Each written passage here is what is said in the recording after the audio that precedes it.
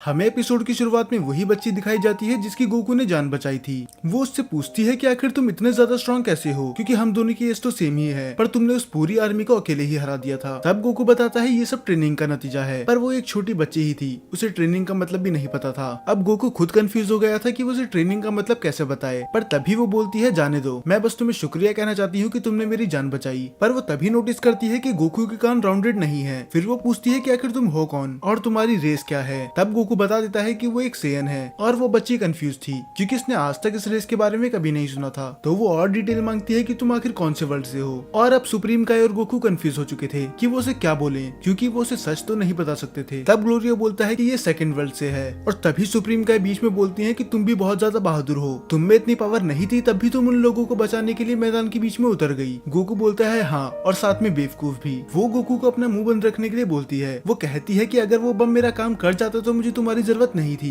पर तभी ग्लोरिया बोलता है कि अब इसे छोड़ो, हमें देर हो रही है, और वो वहाँ से जाने लग जाते हैं। तो वो पूछती है कि तुम कहाँ जा रहे हो, और हम सभी जानते हैं कि गोकू कितना इनोसेंट है, उसे झूठ बोलना आता ही नहीं, और वो बता देता है कि वो कैसल जा रहे हैं। इससे पहले कि सुप्रीम काय उसे रोकते तब तक बहुत देर हो चुकी थी। उस लड़की ने वो सुन लिया था। तब वो बच्ची थोड़ा कंफ्यूज हो जाती है कि आखिर तुम्हें उधर क्यों जाना है। पर सुप्रीम काय बोलते हैं कि हमें माफ करना, हम तुम्हें नहीं बता सकते, हमें वहाँ पर जल्दी पहुँचना है। और वो तीनों वहाँ से चले जाते हैं। और तब वो लड़की अपने आप से बोलती है कि उसका रास्ता तो मुझे पता है, और वो आराम से उन तीनों का पीछा करने लग जाती है। और दूसरी तरफ गोमा की आर्मी पूरी परेशान थी, क्योंकि एक छोटा बच्चा आके पूरी आर्मी को खत्म करके चले गया, और उसका कोई नामो निशान भी नहीं है। तभी वो जनरल अपने बाकी लोगों को लगा देता है कि उस बच्चे को ढूंढे, क्योंकि अब बात उनकी इमेज और ईगो पे आ चुकी थी। और दूसरी तरफ हमें दिखाया जाता है कि वो बच्ची अभी भी उन तीनों का पीछा कर रही थी। और तभी गोकू बोलता है कि उसे भूख लग रही है, और फिर वो बच्ची अपने बैग से राइस बॉल निकाल के गोकू को दे देती है। चलो कम से कम ये कोई यूजलेस कैरेक्टर तो नहीं है। और अब उसने गोकू को खाना ऑफर कर दिया तो वो उसका दिल तो जीत ही चुकी थी, तो गोकू उसे रोकता नहीं है उनके पीछे आने से। फिर सुप्रीम काय पूछते हैं कि तुम्हारा नाम क्या है। तब वो बताती है कि मेरा नाम है पांजी, और गोकू इस बात पे हंसता है कि ये कितना वियर्ड नेम है। फिर वो उससे गुस्से में पूछती है कि अच्छा तो तुम्हारा नाम क्या है। तब वो बताता है कि मेरा नाम है गोकू। फिर पांजी बोलती है कि और तुम मेरे नाम को वियर्ड बोल रहे थे, तुम्हारा तो और भी ज्यादा वियर्ड है। फिर गोकू बताता है कि मेरा एक और नाम है कैकरॉट। अब पांजी को इसकी बातें अजीब लग रही थी कि आखिर किसी के दो नाम कैसे हो सकते हैं, और उसके लिए वो दोनों नाम ही अजीब थे, क्योंकि डीमन वर्ल्ड में ऐसे नाम कोई रखता ही नहीं। फिर पांजी उससे पूछती है कि तुम कौन सी मैजिक ट्रिक यूज कर सकते हो। तब गोकू कंफ्यूज होता है कि ये किस चीज की बात कर रही है। तब पांजी बोलती है कि डीमन वर्ल्ड में तो सभी माजिन मैजिक का यूज कर सकते हैं, किसी न किसी को एक मैजिक ट्रिक तो आती ही है। तो गोकू उसे सच तो नहीं बता सकता था कि उसे मैजिक नहीं आता, तो फिर वो उसे अपनी एक मैजिक ट्रिक दिखाता है। वो जीभ से अपनी नाक छूने की कोशिश करता है, पर पांजी इतनी भी बेवकूफ नहीं थी,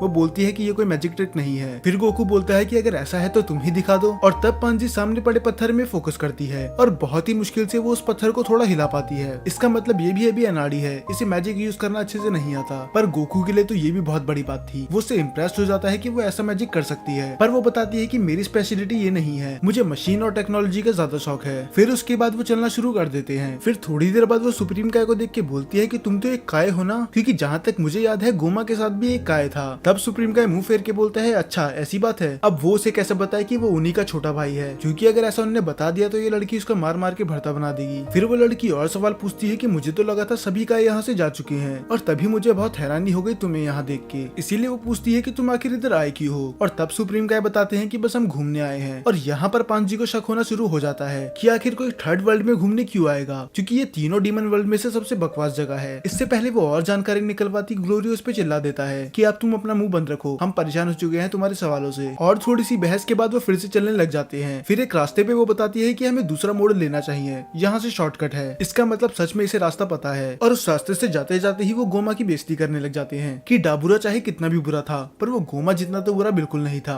वो लोगों की जिंदगी से 9 साल छीन रहा है अगर वो उसे सिक्के नहीं दे पाते। फिर पांजी बोलती है कि वो मेरी जिंदगी से 9 साल ले या फिर 900, मैं तो उन्हें एक सिक्का भी नहीं देने वाली। वो बोलती है कि डीमन लगभग 1000 साल जीते हैं, और वो उनकी जिंदगी से 9 साल छीन रहा है बस 3 सिक्कों के लिए। और ये सुन के गोकू हैरान हो जाता है, क्या 1000 साल जीने के लिए कुछ ज्यादा नहीं है, और आखिर तुम कितने साल की हो। फिर वो बताती है कि मैं तो बस अभी 82 की हूँ। जी हाँ, ये कोई बच्ची नहीं थी। गोकू हैरान होकर बोलता है कि तुम तो मुझसे भी बड़ी हो। फिर इसके बाद ये चारों पूरा सफर तय करते हैं कैसल तक का, और आखिर में ये कैसल पहुंच ही जाते हैं। और गोकू उस कैसल को देख के मजाक उड़ाता है कि ये मुझे किसी किंग का पैलेस तो नहीं लग रहा। और पता नहीं क्यों पांजी ये सुन के भड़क जाती है। वो बोलती है कि तुम बहुत ही ज्यादा रूड हो, तीसरा डीमन वर्ल्ड सबसे गरीब वर्ल्ड है, तो ये कैसल उतना भी बुरा नहीं जितना तुम कह रहे हो। फिर सुप्रीम काय पूछता है कि यहाँ के किंग कैसे हैं। तब ग्लोरी बताता है कि तुम उसे किंग ना ही बोलो तो ही अच्छा है, तुम उसे अनसिविलाइज्ड माफिया बॉस कह सकते हो। और ये सुन के पांजी फिर फिर से भड़क जाती है। वो बोलती है कि ऐसा सच नहीं है, वो बिल्कुल भी बुरे नहीं है, वो तो बस चोरों से चोरी करते हैं और बस बुरे लोगों को ही जान से मारते हैं। उनने आज तक किसी मासूम का नुकसान नहीं करा।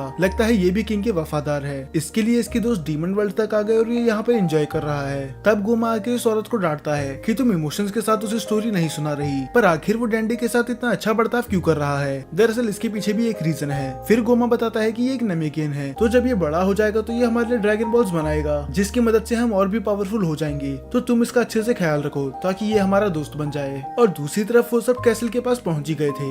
ग्लोरियो पांजी से बोलता है कि तुम अब वापस जा सकती हो क्योंकि कैसल में तुम्हें बहुत खतरा हो सकता है, पर वो मानने से मना कर देती है। और ग्लोरियो बहस करने के मूड में बिल्कुल नहीं था, तो वो उसकी बात मान लेता है और कैसल के अंदर जाने से पहले ही 2 गार्ड उसे रोक लेते हैं। पर थोड़ी देर बाद वो ग्लोरियो को पहचान जाते हैं, पर उनकी नजरों में सुप्रीम काई और गोकू अभी भी एक अनजान थे। तो वो पूछता है कि ये बदतमीज बच्चे कौन है। तभी पांजी उनके पीछे से आती है और बोलती है कि तुम आखिर बदतमीज बोल किसे रहे हो। वो बोलता है कि प्रिंसेस आप यहाँ क्या कर रही हो। और ये सुनने के बाद हम सभी शॉक्ड थे। और अब ये बात सेंस बनाती है कि ये किंग को इतना डिफेंड क्यों कर रही थी, क्योंकि वो इसके फादर हैं। और इसके बाद पांजी उन दोनों को बहुत ज्यादा डांट लगाती है कि तुम्हारे ऐसे बिहेवियर की वजह से ही डैड को लोग माफिया किंग बोलते हैं, तो तुम्हें अपनी बात करने का तरीका थोड़ा सुधारना होगा। और इसके बाद वो बिना दिक्कत के कैसल के अंदर चली जाते हैं। फिर हमें अगला सीन दिखाया जाता है वहाँ के किंग का, जो कि खोपड़ियों के साथ गोल्फ खेल रहा था। फिर तभी उसका गार्ड उसे बताता है कि ग्लोरियो और उसके बाकी दोस्त आ चुके हैं। फिर तभी वो किंग अपनी चेयर पे बैठ जाता है और ग्लोरियो से बोलता है कि तुमने वादा करा था तुम एक ऐसे शख्स को लेके आओगे जो माजिन बू को भी हराने का दम रखता है, पर मुझे तो इस रूम में ऐसा कोई नहीं दिख रहा। तब ग्लोरियो बताता है कि मैं इन दोनों को लेके आया हूँ क्योंकि यही है जिनने माजिन बू को मारा था।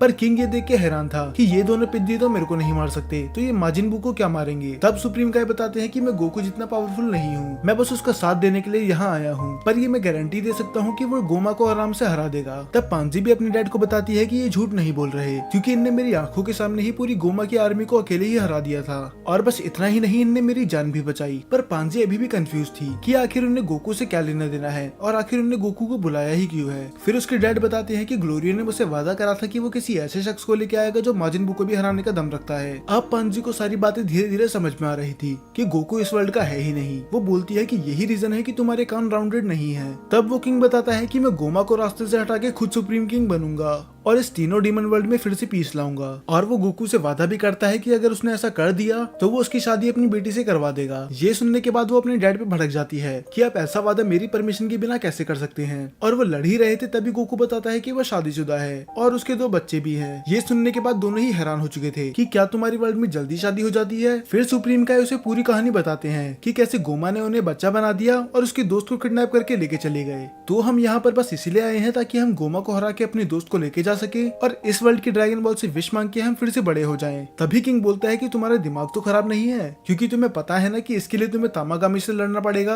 और तामागामी इतने स्ट्रॉन्ग है कि उन्हें खुद गोमा भी नहीं हरा सकता। पर अगर ये सच है कि उन्हें माजिन बू को हरा रखा है तो तामागामी को हराना उसके लिए कोई बड़ी बात नहीं होगी। फिर वो किंग बोलता है कि ठीक है मैं तुम्हारी मदद करूंगा, पर उससे पहले मुझे तुम्हारा एक टेस्ट लेना है। और वो गोकू और बाकी सभी को फाइटिंग ग्राउंड में लेके जाता है। फिर वो गोकू को इंट्रोड्यूस करवाता है कि ये बस दिखने में बच्चा है पर ये बहुत ही ज्यादा पावरफुल है, तो तुम होल्ड बैक मत करना।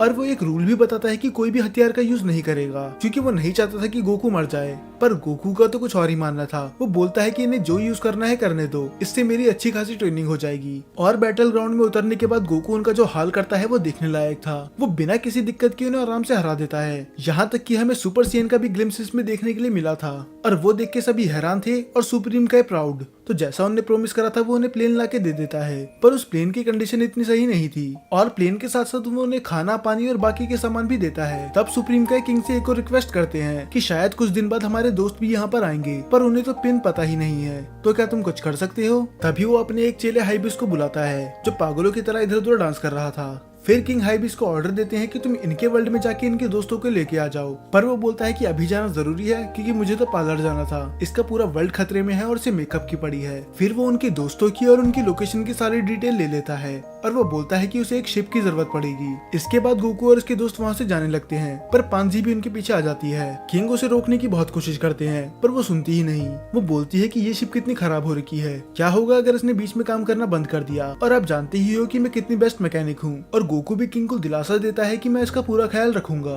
और जैसे ही सब शिप में बैठ रहे होते हैं, सुप्रीम काय गोकू को रोकते हैं और वो बोलते हैं कि मुझे ग्लोरिया पे बिल्कुल भी भरोसा नहीं है, क्योंकि उसने हमसे कहा था कि किंग ने हमें बुलाया है, पर किंग को तो हमारे बारे में कुछ पता ही नहीं था और न ही उन्हें ये पता था कि हम बच्चे बन चुके हैं। पर जैसे जवाब की गोकू से उम्मीद थी, उसने वही जवाब दिया। वो बोलता है कि इससे क्या ही फर्क पड़ता है, हमें तो बस अपने दोस्त को बचाना है। और शिप लेके वो वहाँ से रवाना हो जाते हैं। तब गोकू उससे पूछता है कि आखिर हमें वहाँ पहुँचने में कितना टाइम लगेगा। तब ग्लोरिया बताता है कि हमें लगभग 4 दिन लग सकते हैं और ये शिप मुश्किल से 5 मिनट भी नहीं चली थी और ये तभी क्रैश हो जाती है और इसी क्रैश के साथ ये एपिसोड खत्म हो जाता है।